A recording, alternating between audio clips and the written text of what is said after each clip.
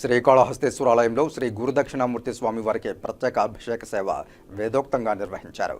అధిక సంఖ్యలో భక్తులు గురువారం సందర్భంగా గురుదక్షిణామూర్తి ప్రత్యేక అభిషేక సేవలో పాల్గొని గురు అనుగ్రహం కోసం ప్రార్థించారు.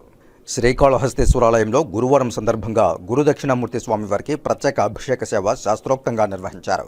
ఆలయ ఉప ప్రధాన అర్చకులు కరుణాకర్ గురుకుల ఆధ్వర్యంలో వేద పండితులు కలశస్థాపన పూజలు చేపట్టి వివిధ రకాల సుగంధ ద్రవ్యాలతో దక్షిణామూర్తి స్వామి వారికి అభిషేకాలు నిర్వహించారు. వేద మంత్రోచ్చారణల నడుమ అభిషేకాలు జరిపారు. అనంతరం స్వామివారికి వివిధ రకాల పుష్పాలు, స్వర్ణాభరణాలతో దివ్యాలంకారాలు చేశారు.